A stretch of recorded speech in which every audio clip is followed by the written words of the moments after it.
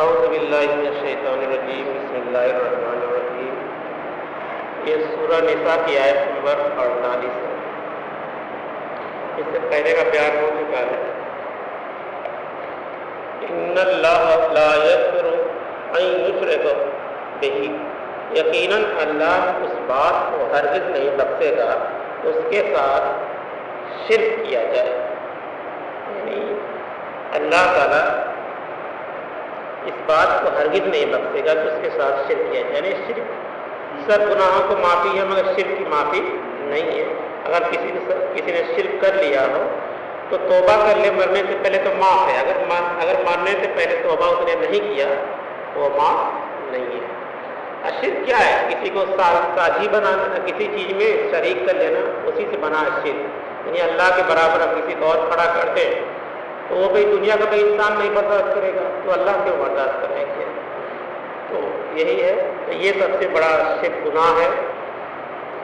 وَيَغْفِرُ مَا دُونَ ذَلِكَ لِمَن یشاء، اور اس سے کم تر جو کچھ ہے وہ جس کے لیے چاہے گا بخش دے گا۔ گویا یہ بھی کھلا لائسنس نہیں ہے کہ آپ سمجھ لیں کہ باقی سب گناہ تو معافی ہو جائیں گے۔ اس کی امید دلائی گئی ہے کہ اللہ تعالیٰ باقی تمام گناہوں کو بغیر توبہ کے بھی معاف کر سکتا ہے، لیکن شرک کی معافی ہونے کا کوئی امکان نہیں ہے۔ نہیں، وہ اللہ کی مرضی ہے کہ اگر آپ نے کسی اور بڑے گناہ سے توبہ نہیں کیا تو معاف کرے یا نہ کرے، مگر شرک کا تجربہ کھلا ہوا اللہ کا چیلنج ہے کہ ہم معاف نہیں کریں گے اگر تم نے توبہ نہیں کیا مرنے سے پہلے۔ وَمَن یُشْرِکْ بِاللَّهِ فَقَدْ افترى اثما عظیما، اور جو اللہ تعالیٰ کے ساتھ شرک کرتا ہے اس نے تو بہت بڑا گناہ کا افترا کیا ہے۔ اللہ تعالیٰ واحد و ایکتا ہے، اس کی ذات و صفات میں کسی اور کو شریک کرنا بہت بڑا جھوٹ اور افترا ہے اور بہتان ہے اور عظیم ترین گناہ ہے۔ مکے والے جو کفار تھے، مشرک تھے، وہ اللہ کو مانتے تھے مگر وہ ان کے ساتھ شریک کرتے تھے، کہتے تھے کہ جو 360 بت بنا رکھے تھے اور بھی بہت سی چیزیں، جیسے فرشتوں کو اللہ کی بیٹیاں مانتے تھے اور اس طرح سے وہ کہتے تھے، تو وہ ان کا یہی گناہ تھا۔ وہ اللہ کو انکار نہیں کرتے تھے، وہ کہتے اللہ تو ہے ہی ہے مگر یہ بھی ان کے ساتھ مددگار ہے، تو اللہ ان کا وہ اللہ کا انکار نہیں کرتے تھے۔ اور آج ہم مسلمان بھی، اب شرک بھی بہت کیٹیگری ہے۔ یہ تو سب سے بڑا گناہ، سب سے بڑا شرک یہ ہے کہ ہم نے اللہ کا کسی کو اور برابر بیٹھا دیا، اور اس کے درجے بہت سے شرک کے، بہت سے ہیں درجے آدمی، تو اس سے بچنا چاہیے اور عظیم ترین گناہ ہے۔ الم تری الی الذین یزکون انفسهم، کیا تم نے دیکھا نہیں ان لوگوں کو جو اپنے آپ کو بڑا پاکیزہ ٹھہراتے ہیں؟ یہاں یہود کے اس فلسفے کی طرف اشارہ کیا ہے کہ وہ اپنے آپ کو بہت پاک باز اور اعلیٰ عارفہ سمجھتے ہیں۔ ان کا دعویٰ ہے کہ سورہ مائدہ میں ان کا یہ قول نقل ہوا ہے کہ نحن ابناء اللہ وبارہ، آیت 18 ہے، یعنی ہم نے تو اللہ کو اللہ کے بیٹوں کی ہم تو اللہ کے بیٹوں کی طرح ہیں، بلکہ اس کی بہت ہی چہیتے اور لاڈلے ہیں۔ ان کے نزدیک دوسرے تمام لوگ جو دیکھنے میں انسان نظر آتے ہیں حقیقت میں حیوان ہیں۔ یعنی یہودیوں کا یہ عقیدہ ہے کہ جو انسان کا درجہ ہے صرف یہودیوں کا ہے اور کسی کو نہیں، اور باقی سب تو انسان ہے مگر دیکھنے میں بس انسان ہے مگر حقیقت میں انسان نہیں، یہودی کو چھوڑ کر، یہ ان کا اپنا عقیدہ ہے۔ ان کو تو جس طرح چاہو لوٹ کر کھا جاؤ، جس طرح سے چاہو ان کو دھوکے دو، ان کا استحصال کرو، ہم پر کوئی گرفت نہ ہو۔ سورہ آل عمران میں ہم ان کا قول پڑھ چکے ہیں، لیس علینا فی الامیین سبیل، آیت 75 ہے۔ ان امیوں کے معاملے میں ہم پر کوئی گرفت نہیں ہے، ہم سے ان کے بارے میں کوئی محاسبہ، کوئی مواخذہ نہیں ہوگا۔ جیسے آپ نے گھوڑے کو ٹانگے میں جوت لیا، ہرن کا شکار کر کے کھا لیا، تو آپ سے ان کے اوپر کون مواخذہ کرے گا؟ یعنی یہودیوں کا یہ عقیدہ ہے کہ ہم اعلیٰ ترین انسان ہیں اور ہم کو اللہ تعالیٰ کے ہم چاہتے ہیں اور ہم کو اللہ تعالیٰ کو جنت میں جائیں گے ہی، ان کا اتنا عقیدہ ہے۔ جبکہ اللہ تعالیٰ نے پیچھے سورہ بقرہ میں اس بات کی کہا کہ تمہارے پاس کوئی دلیل ہے جو تم یہ بات کہہ رہے، ہم نے تو تمہارے لیے کوئی بات تو نہیں کہی ہے، تو وہ اپنے آپ سے اپنی من گھڑت شریعت بنانے. اور آج کل کچھ مسلمان بھی اس طرح کے ہیں کہ جو اپنے آپ کو اس طرح کا عقیدہ رکھتے ہیں کہ ہم اہل بیت سے ہیں اور ہم تو جنت میں جائیں گے ہی اور ہم اس گھرانے سے ہیں, ہم کو تو اللہ تعالیٰ جنت, ہم تو جنتی ہی ہیں حضور صلی اللہ علیہ وسلم کے گھرانے سے. مگر اللہ تعالیٰ کہتا ہے کہ ہمارے نزدیک اس سے کوئی معنی نہیں ہے. جو اللہ سے سب سے زیادہ ڈرنے والا ہوگا, پرہیزگار ہوگا, اللہ کے رسول کی بات ماننے والا, وہی اللہ کے نزدیک سب سے بڑا ہوگا. وَلِلَّهِ يُزَكِّي مَن يَشَاءُ, بلکہ اللہ تعالیٰ ہی ہے جو پاک کرتا ہے جس کو چاہتا ہے. وَلَا يُظْلَمُونَ فَتِيلًا, اور ان پر ذرا بھی ظلم نہیں کیا جائے گا. ان کو اگر پاکیزگی نہیں ملتی اس کا سبب ان کے اپنے کرتوت ہیں اللہ تعالیٰ کی طرف سے, تو ان کو ذرا بھی ظلم نہیں کیا جاتا. دراصل اس دھاگے کو کہتے ہیں فتول, اس دھاگے کو کہتے ہیں جو کھجور کے اندر گٹھلی کے ساتھ لگا ہوتا ہے. یعنی جب آپ کھجور چھیلیں گے تو اس کے اندر جو ایک باریک سا نکلتا ہے اس کو فتول کہتے ہیں. سر لگاتا ہے. نزول قرآن کے زمانے میں جو چھوٹی سی چھوٹی چیزیں لوگوں کو مشاہدے میں آتی تھی, ظاہر ہے وہیں سے کسی چیز کو چھوٹا ہونے کے لیے مثال پیش کی جاتی. یعنی اس کے کہا اللہ تعالیٰ ان پر ذرا بھی ظلم نہیں, یعنی اس دھاگے کے برابر بھی ہم کسی کے اوپر ظلم نہیں کریں گے. جو اس نے کیا ہوگا اس کا بدلہ اس کو دیا جائے گا. انظر کیف یفترون علی اللہ الکذب, دیکھو یہ لوگ اللہ پر کیسے جھوٹ باندھ رہے ہیں. وقفہ بھی اسم مبینہ, اور صریح گناہ ہونے کے لیے تو یہی کافی ہے. یعنی ان کی گرفت کے لیے, ان کو عذاب دینے کے لیے یہی بات کافی ہے جو انہوں نے گڑھی ہے. یعنی اپنے آپ کو سب سے اچھا انسان سمجھ رہے ہیں, مگر ان کا کام کیا ہے؟ سب سے خراب بدترین کام. یہودیوں کا سب سے بدترین کام یہ ہے کہ اللہ کے رسول صلی اللہ علیہ وسلم کو اقرار نہیں کرتے, مانتے نہیں, اور ان کو غلط الفاظ سے پیچھے ہم لوگوں نے پڑھا نا, یہ آپ کے محفل میں بیٹھے ہوئے ہیں اور طرح طرح کے ٹانٹ کر رہے ہیں, جملے کر رہے ہیں. الم تری الی الذین اوتوا نصیبا من الکتاب, کیا تم نے دیکھا نہیں ان لوگوں کو جن کے کتاب میں سے ایک حصہ دیا گیا تھا. کتاب میں سے ایک حصہ یعنی تورات اور انجیل. یؤمنون بالجبت والطاغوت, اور ایمان لاتے ہیں بتوں پر اور شیطان پر. یعنی ان کو حصہ دیا گیا جیسے یہودی اور نصرانی یہ کیا ہے؟ بتوں اور شیطان پر ایمان لاتے ہیں. انگریز, ہاں ان کو عیسائی کہتے ہیں, نصرانی کہتے ہیں. نصارہ اللہ قرآن میں آتا ہے ان کے لیے. انگریز جو عیسیٰ علیہ السلام کے ماننے والے ہیں, جو انگریز انگلینڈ والے ہیں, ان کو عیسیٰ علیہ السلام کے انگریز جو بھی عیسائی, جو عیسائی کو سمجھ میں آتا ہے نا, عیسائی کو نصرانی کہتے ہیں, نصارہ کہتے ہیں. ٹھیک, وہ تو جانتے ہیں موسیٰ علیہ السلام کی قوم ہے.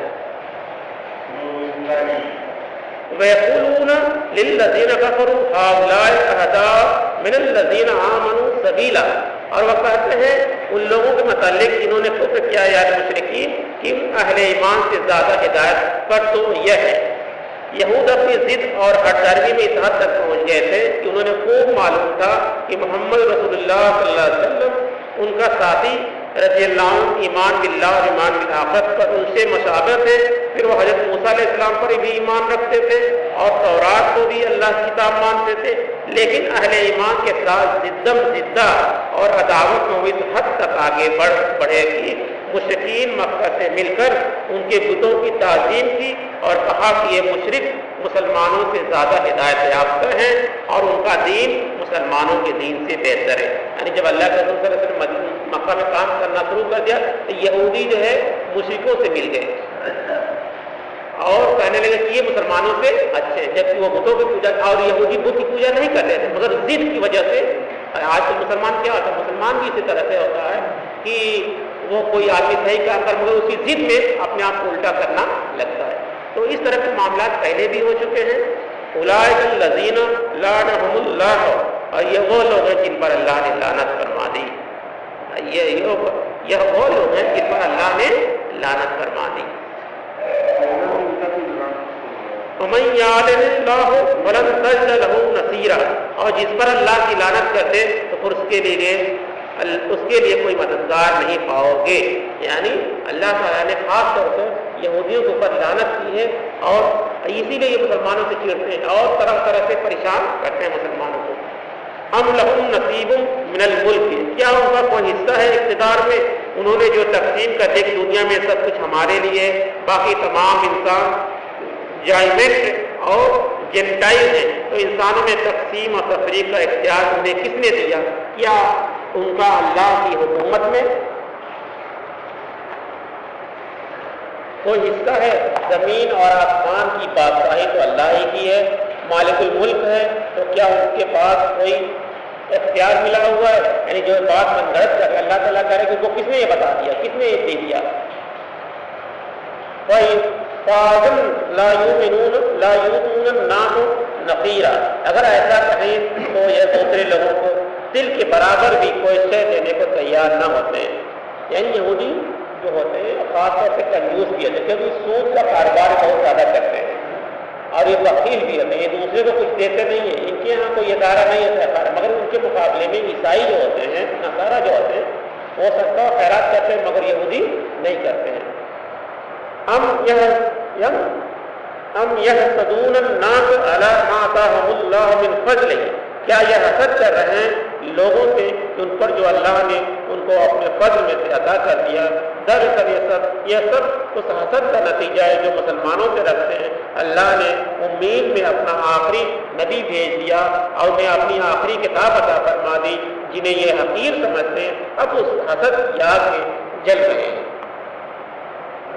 فقط آتینا آل ابراہیم الکتاب والحکمت وآتیناہم ملکا عظیما، تو ہم نے آل ابراہیم علیہ السلام کو کتاب اور حکمت عطا فرمائی اور انہیں بہت بڑی حکومتیں بھی دی.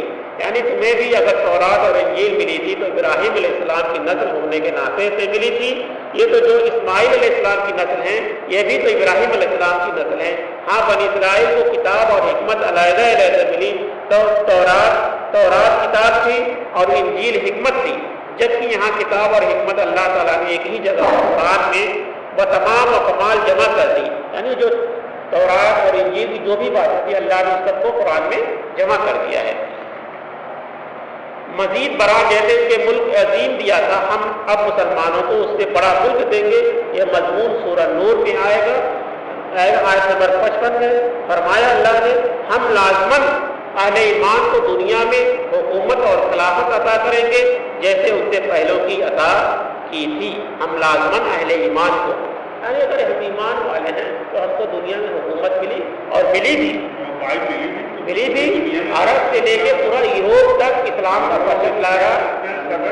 ہاں تو بس اس کی شرط ہے، کیا شرط ہے کہ ہم لازماً اہل ایمان کو دنیا میں حکومت اور خلافت عطا کریں گے جیسے ان سے پہلوں کو عطا کی تھی.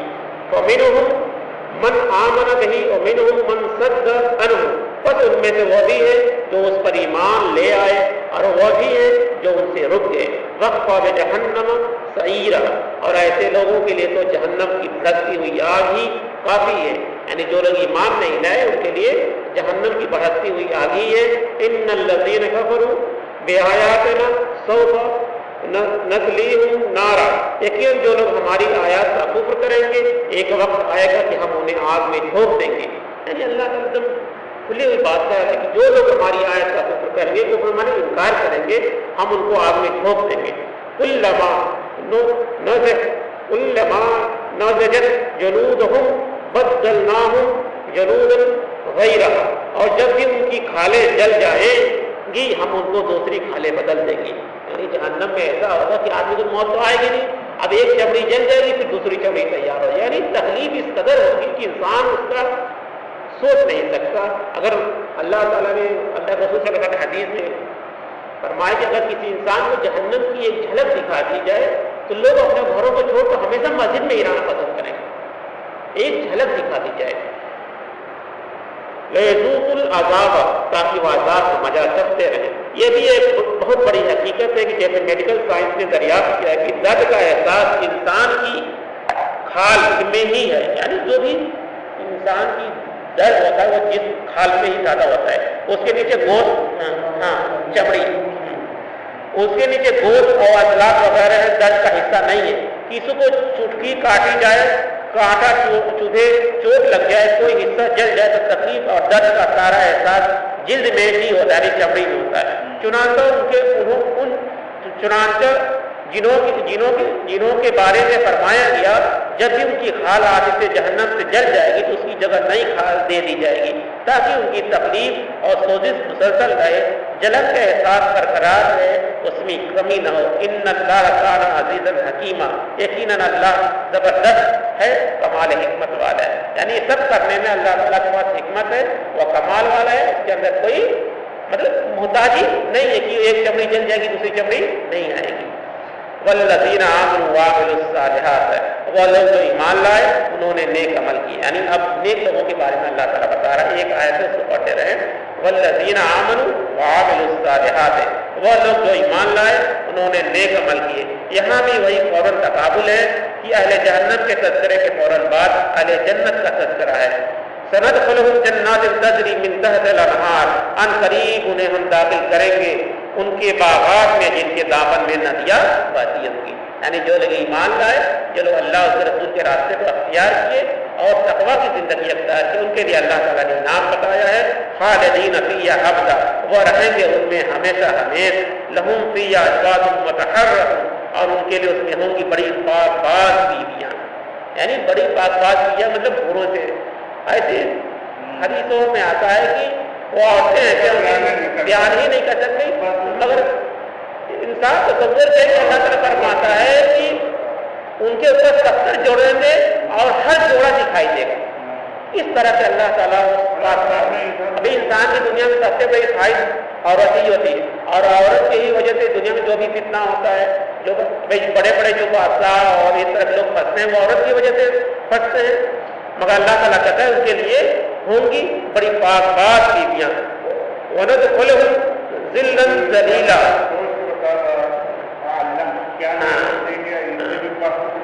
ایک آیت اور دیکھیے وَنُدْخِلُهُمْ ذِلًّا ذَلِيلًا اور ہم انہیں داخل کریں گے گھنی چھاؤں میں انہیں ایسی گہری ٹھنڈی چھاؤں میں رکھا جائے گا جو دھوپ کی حدت اور تمازت سے بالکل محفوظ ہوگی یہاں وہ حصہ ختم ہوا جس میں اہل کتاب کی طرف سے روئے سخن تھا اب پھر مسلمانوں سے کتاب ہے یعنی اب جو آگے آیت آئے گی جو اگلا رکوع آئے گا اس میں خاص طور سے مسلمانوں کے لیے کتاب ہے اگر جو لوگ ایمان میں نے کل کنکلوژن یہ ہے کہ جہنم کے بارے میں بھی اللہ تعالیٰ یہی اللہ کا جو ہے ادب ہے کہ بات کرنے کا نہیں بیان کرنے کا کہ اللہ تعالیٰ پورے تفصیل کے ساتھ بتاتا ہے اس کے بعد جہنم کے والوں کے بارے میں بتاتا ہے اس کے بعد پھر ایمان والوں کے لیے خوشخبری سناتا ہے کہ اگر تم ایمان لے آئے نیک عمل کیے تو تم کو یہ چیزیں ملیں گی اور جن کا تم دنیا میں خیالوں میں بھی نہیں سوچتے ویسی جنت اللہ تعالیٰ دے گا تو ایک آدمی کو ایسی ایک جنت پوری دنیا سے بڑی ملے گی یعنی یہ جو دنیا ہے اس سے بڑی ایک آدمی کو جنت ملے گی تو اب کیا چاہیے اگر 60-70 سال 80 سال کی زندگی ہے اس میں اگر صحیح راستے پر چل لیں تو اللہ تعالیٰ ہم لوگوں کو جنت نصیب عطا فرمائے اللہ سے دعا ہے کہ ہم لوگوں کو اهدنا الصراط المستقیم پہ چلنے کی توفیق عطا فرمائے آمین ثم آمین سبحان اللہ وبحمدہ سبحانک اللہم وبحمدک نشہد ان لا الہ الا اللہ ونستغفرک ونتوب الیک جیسا کہ ہماری قوم ہے واقعی بہت بہادر تھی آپ اب